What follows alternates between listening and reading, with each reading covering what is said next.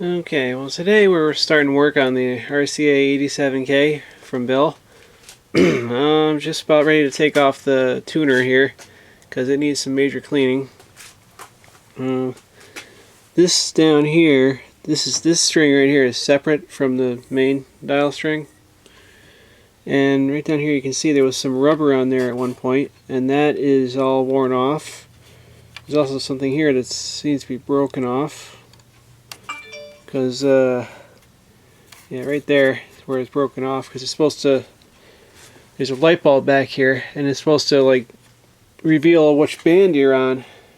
You know, it's your band indicator, I guess. So, anyway, we're not going to worry about that right now. We're just going to worry about disassembling this. I just want to show how this dial cord is run. I already drew a pretty good diagram of it, but I also want to show how it goes. See, this goes down here. It comes up around the pulley, goes across here to the pointer, back across here to this pulley, which it came off because I was gonna. Well, I started to take this apart, but then I decided to put it back together for the video. Okay, so this is actually supposed to be going here. Goes down here around that pulley and right up through to there.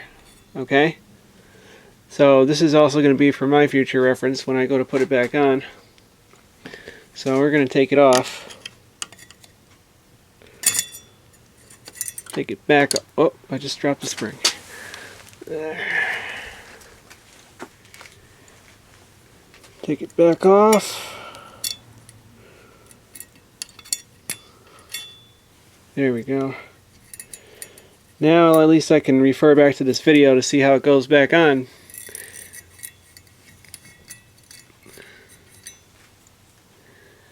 So once that's out of here, then I can take, well, first I gotta take this front piece off. Which, by the way, if anybody knows where I can get a dial glass for this, because it's missing the dial glass, and they're like rare, like they're like unobtainium, so they're made of unobtainium, I should say.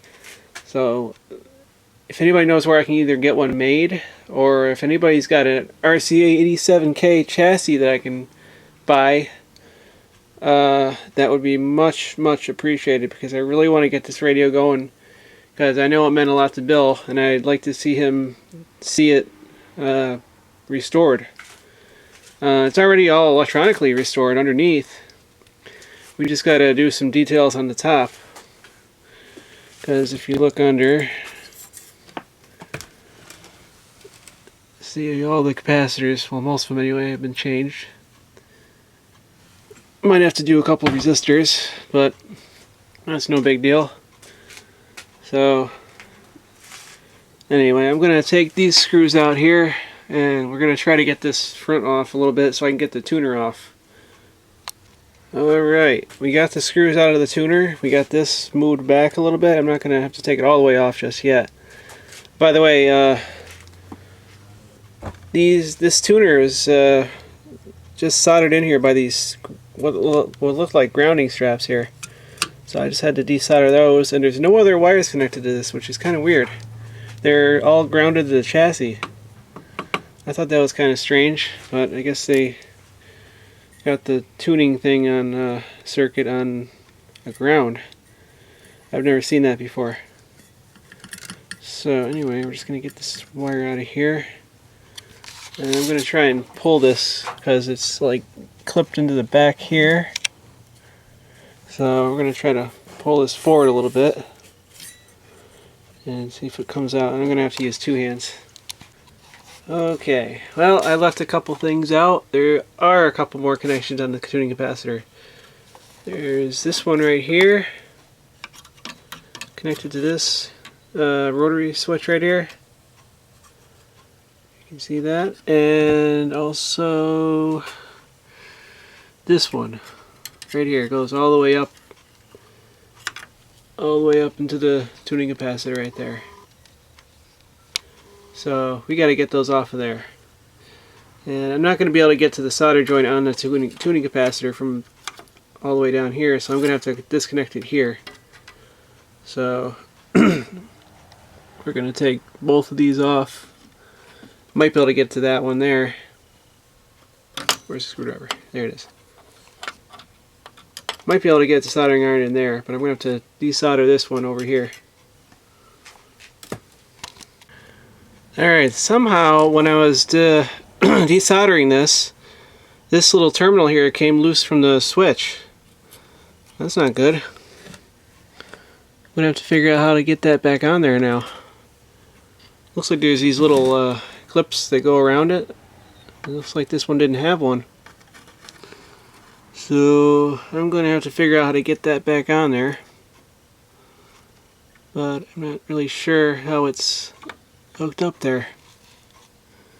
So anyway, now we can get the tuner out. Okay, the tuner is out. So just once again for my future reference, this little terminal went right in there like that, okay? Now I'm gonna have to find either like maybe make something to go around that, because everything else has got this little brass strap around it, and this one is missing. So I'm gonna have to make something or find something that'll go in there and hold that in. But at least now that it's out, I can clean it up. So that's at least the benefit of getting that out, even though I didn't want it to come out. But yep, everything's out. So this is now going to be cleaned up real nice, because it's pretty bad. Try to get some washers for this too. These washers are all dried up. Might be able to make something new here. Actually, these are still a little, but they're all nasty. Not too bad, but these ones are all cracked. So I might be able to make a couple of plumbing washers work for that. So anyway, but I'm going to get this, oh look at that, it drives like on a geared mechanism on this thing. Cool. Yeah, I'm going to get this cleaned up and get this figured out, because I got to find out what kind of thing I can use for rubber on this thing. And plus this works really hard, so this is going to have to be taken apart too. See if I can even pull that off. Okay, that looks like that pulls right off. So that'll have to come off and get redone. But I'm just going to focus on cleaning the tuner up for now. So anyway, that's part one of this. At least I'm going to get the mechanical stuff on this done before we start working on the cabinet. Might actually do the cabinet at the same time. I don't know. But I told Bill, whenever I work on this, I'm going to make a video. So this is video one. So thanks for watching.